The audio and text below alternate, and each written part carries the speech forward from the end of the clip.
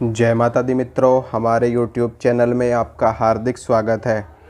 जैसा कि कल मैंने एक वीडियो डाली थी दिव्य दृष्टि के ऊपर, और उसमें मैंने आपको बताया था कि दिव्य दृष्टि किस प्रकार से जागृत होती है और इसको हम कैसे जागृत कर सकते हैं, कि कौन कौन से मंत्रों का प्रयोग इसको जागृत करने के लिए किया जा सकता है या कौन कौन से मार्ग होते हैं। उसमें मैंने आपको काफ़ी सारी चीज़ें बताई भी थी। तो आज थोड़ा सा डिटेल में मैं आपको बताता हूँ दिव्य दृष्टि के विषय में। सबसे पहली चीज़ तो ये कि दिव्य दृष्टि को जागृत करने के लिए कई सारे मार्ग हैं। ठीक है, आप तंत्र के माध्यम से भी दिव्य दृष्टि को जागृत कर सकते हो, आप योग के माध्यम से भी दिव्य दृष्टि को जागृत कर सकते हो।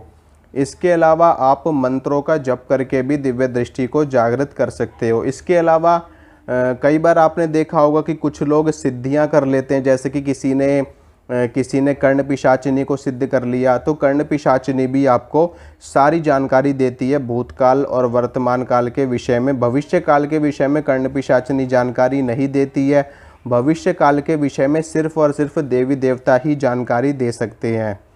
तो जो लोग कर्ण पिशाचिनी की सिद्धि करते हैं उनको भी दिव्य दृष्टि प्राप्त होती है कर्ण पिशाचिनी के माध्यम से, भूतकाल देखने का और वर्तमान काल देखने का। इसके अलावा लोग यक्षिणी की सिद्धि करते हैं, और यक्षिणी के साथ में योगिनियाँ आती हैं। योगिनियाँ थोड़ी सी और भी ज़्यादा उच्च स्तर की शक्ति होती है, वो भी आपको इस तरह की शक्ति प्रदान करने में सक्षम होती है। आप ये भी कह सकते हो कि वो शक्तियाँ या तो स्वयं आपको बताएंगी या फिर आपको दिव्य दृष्टि प्रदान कर देंगी। तो जब भी आप आंख बंद करके देखोगे तो आपको सब कुछ दिखाई देगा, और आप उनसे भी पूछ करके या वो आपको बता करके, जैसे कि कर्ण पिशाचिनी का कार्य होता है कान में बोलती है। ठीक है, तो कान में बोल करके भी शक्तियाँ बता देती हैं और वैसे भी बता देती है। इसके अलावा तंत्र मार्ग से भी आप दिव्य दृष्टि को प्राप्त कर सकते हो। इसमें तांत्रिक साधनाएं करी जाती हैं। वो तांत्रिक साधनाएं भी शक्तियों की ही की जाती हैं, जैसे कि उसमें आप भगवान भैरव की साधनाएं होती है, माता काली की साधनाएं होती है, 10 महाविद्याओं की साधनाएं करी जाती हैं, वाम तंत्र की साधनाएं करी जाती हैं, कुछ दक्षिण मार्ग की भी साधनाएं करी जाती हैं, और उनमें हर तरह के मकारों का प्रयोग किया जाता है, पंच मकार का प्रयोग किया जाता है। उनमें मांस इत्यादि की बलियां दी जाती हैं, शराब का भोग दिया जाता है, मछली का भोग दिया जाता है, और तरह तरह की चीज़ों का भोग इत्यादि दिया जाता है, और हवन किया जाता है, यज्ञ किया जाता है। रात्रि काल में गुप्त रूप से साधनाएं करी जाती हैं। विशेष रूप से जो तंत्र की साधनाएं होती हैं वो षट कर्मों के साथ में और भी चीज़ों पर निर्भर करती हैं। षट कर्मों में आपका मारण, मोहन, स्तंभन, उच्चाटन, विद्वेषण, वशीकरण और शांति कर्म आपका आता है। इसके अलावा यक्षिणी साधना आता है, रसायन विद्या आती है। तो ये सारी चीज़ें तंत्र में आती हैं। योग के माध्यम से भी आप दिव्य दृष्टि प्राप्त कर सकते हो।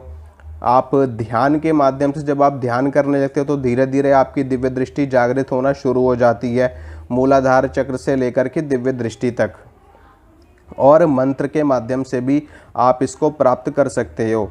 मैंने कल आपको बताया था कि आप किसी भी एक मंत्र का जप करिए और उसी एक मंत्र से ही आपकी दिव्य दृष्टि आपको प्राप्त हो जाएगी। देखिए, जो मंत्र होता है वो किसी भी देवी या किसी भी देवता का शाब्दिक स्वरूप होता है।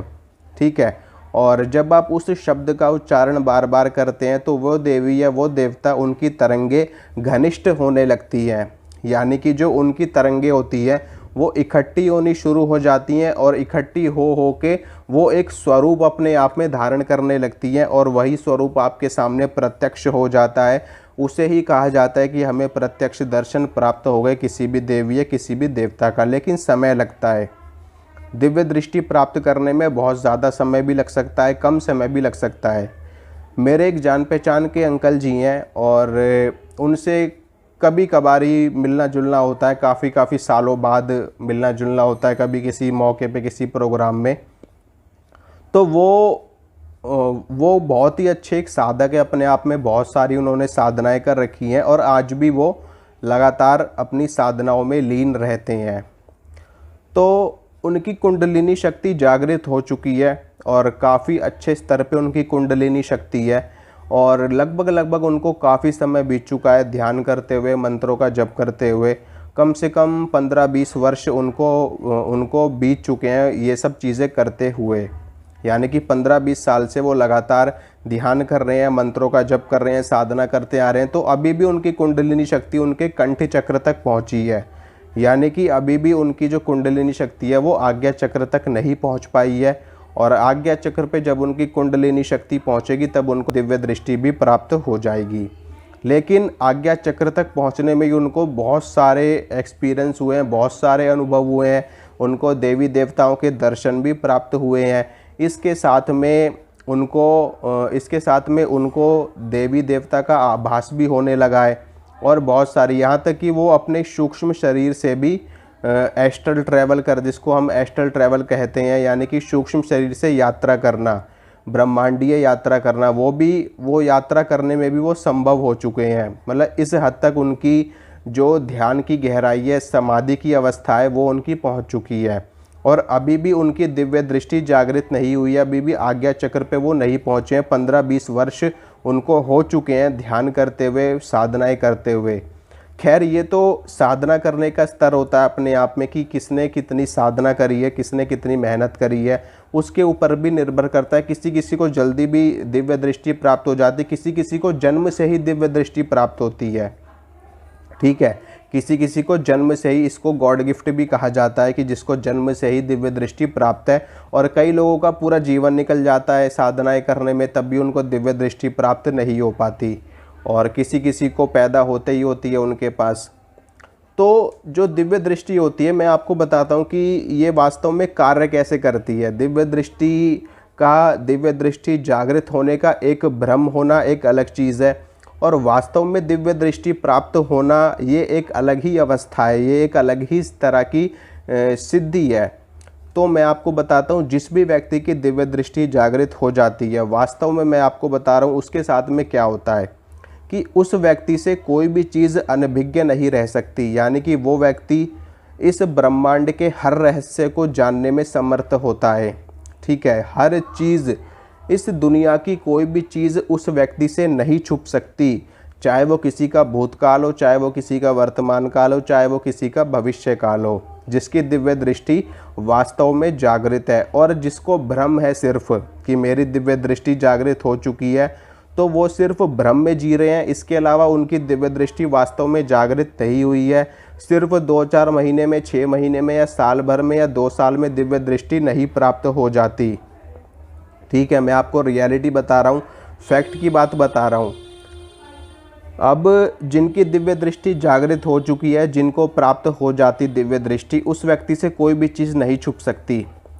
एग्जाम्पल के तौर पे मैं आपको बताता हूँ कि अगर वो व्यक्ति किसी वृक्ष के पास जाएगा ना, और उस वृक्ष को अपनी दिव्य दृष्टि से देखेगा, तो उस वृक्ष के बारे में गूढ़ से गूढ़ रहस्य की जानकारी उस व्यक्ति को तत्काल प्राप्त हो जाएगी।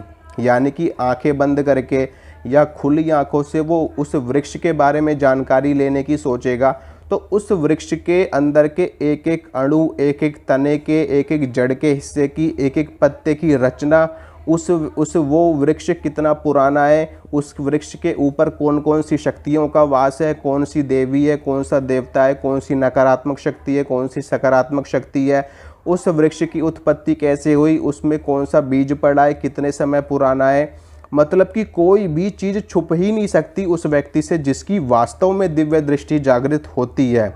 जो रियल की मैं आपको बता रहा हूँ, वो व्यक्ति आपका नाम, आपके बाप का नाम, आपके दादा का नाम, आपके परदादा का नाम, आपकी 5 पीढ़ी, 10 पीढ़ी, अनगिनत पीढ़ियों के नाम भी वो व्यक्ति आपको बता सकता है।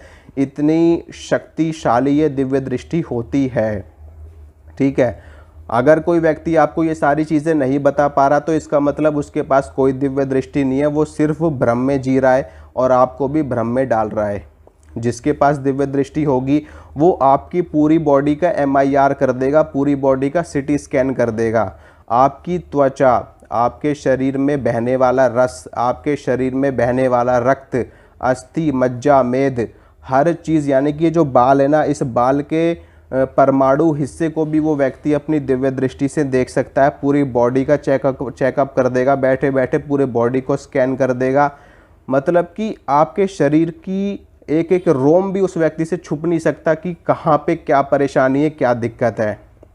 मैं आपको रियलिटी बता रहा हूँ, वाकई में दिव्य दृष्टि इतनी शक्तिशाली होती है। लेकिन मुझे नहीं लगता कि, बहुत ही कम लोग ऐसे होंगे कि जिनके पास होगी, शायद ही कोई एक आधा ही व्यक्ति ऐसा होगा जिसकी दिव्य दृष्टि इस कदर तक विकसित हो चुकी है। लेकिन ये रियलिटी है कि जिसकी दिव्य दृष्टि जागृत हो जाती है उस व्यक्ति से कोई चीज़ नहीं छुप सकती। वो आपका नाम बता देगा, आपके पिता का नाम बता देगा, आपके दादा का नाम बता देगा, आपके परदादा का नाम बता देगा, आप क्या खाना खा के आए हो वो बता देगा, आपने परसों क्या खाया था वो आपको बता देगा, आपने परसों कौन से रंग के कपड़े पहने थे वो बता देगा, आपकी जेब में कितने पैसे हैं वो बता देगा, आपकी नोटों के नंबर बता देगा, आपका आधार कार्ड का नंबर बता देगा, आप पिछले जन्म में क्या थे वो भी आपको बता देगा, आप बाइक से आए हो या गाड़ी से आए हो या साइकिल से आए हो, आप किस चीज़ से आए हो वो भी आपको बता देगा। इसके अलावा आपके घर में क्या समस्या है, आपके घर का कमरा कैसा है, आपका घर कैसा है, आपके घर में कौन कौन सी चीज़ें रखी हुई हैं, आपके घर में कितने सदस्य हैं, कितने लोग हैं, आपकी जेब में क्या क्या चीज़ें रखी हुई हैं, है ना, आपके शरीर में कितने चक्र जागृत हैं, आपके कितनी चीज़ें आपके पास है, कौन सी शक्ति है कौन सी नहीं है।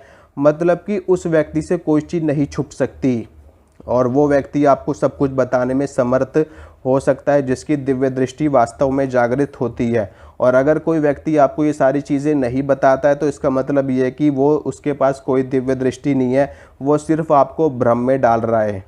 ठीक है, बस खाली सिर्फ और सिर्फ आपको सिर्फ ये बताना कि हाँ आपको ये प्रॉब्लम है, ये समस्या है, और बाकी सारी चीज़ों को ना बताना, ये दिव्य दृष्टि के लक्षण नहीं है। ये सिर्फ लोगों को बेवकूफ़ बनाने वाली चीज़ें हैं।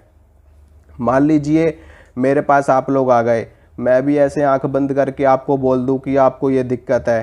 ठीक है, मान लो मैंने आपको 10 चीज़ें बता दी, 10 चीज़ों में से कम से कम 3 या 4 चीज़ें तो फिट बैठ जाएंगी आपके ऊपर। ठीक है, 3 4 चीज़ें 5 चीज़ें तो फिट बैठ जाएंगी आपके ऊपर। आपको लगेगा कि मैं सही बता रहा हूँ। नहीं, वास्तव में नहीं है। ये सिर्फ और सिर्फ तुक्के मारने वाली बात है और तुक्काबाजी ज़्यादा चलती है इस चीज़ में। मैं आपको रियलिटी बताता हूँ और ऐसा वास्तव में हो रहा है। लोग बहुत ज़्यादा भ्रमित हैं, लोग परेशान हैं, परेशान होकर के लोग कहाँ कहाँ जाते हैं। ठीक है, बहुत सारी जगह जाते हैं। मैं यहाँ पे किसी के बारे में विशेष रूप से नहीं कहना चाहता, लेकिन मैं आपको कहना चाहता हूँ कि वास्तव में भटकने से कोई फ़ायदा नहीं है आपको। अगर मान लीजिए वास्तव में सारी चीज़ें हैं आपके पास, वास्तव में आप बहुत बड़े सिद्ध हो, आपके पास दिव्य दृष्टि है, आप सब चीज़ करने में समर्थ हो, तो फिर क्यों नहीं ठीक होते लोग? क्यों लोग फिर भी परेशान रहते हैं? उनकी समस्या किस जगह से है वो क्यों नहीं आप एग्जैक्ट बता पाते? तो इन सब चीज़ों में कुछ नहीं रखा। ठीक है, भटकने से कोई फ़ायदा नहीं है। अगर आपको लगता है कि सामने वाला व्यक्ति अपने आप में दंभ भरता है या अपने आप में बोलता है कि मैं हाँ ये चीज़ कर सकता हूँ, तो आप उसका परीक्षण कर सकते हैं, आप उसका टेस्ट ले सकते हैं। कैसे ले सकते हैं? आप उससे बोल दीजिए कि हमारे परिवार के 10 लोगों के नाम बताओ। ठीक है, अगर वो व्यक्ति बता देता है तो समझ जाओ कि हाँ वो व्यक्ति वाकई में जानकार है। आप उससे बोल दो कि बताओ हमारी जेब में क्या रखा है, बताओ हमारे पास कितने पैसे हैं, बताओ हमारे आधार कार्ड का नंबर, बताओ हमारे घर का एड्रेस, बताओ हमारे घर के 5 लोगों का नाम बताओ, हमारे घर के 10 लोगों के नाम बताओ, बताओ हमें कौन सी बीमारी है, बताओ हम क्या खाना खा के आए हैं, बताओ हम बाइक से आए हैं कि कार से आए हैं या साइकिल से आए हैं, बताओ हम कहाँ पे रहते हैं, हमारा घर किस जगह पे है, बताओ।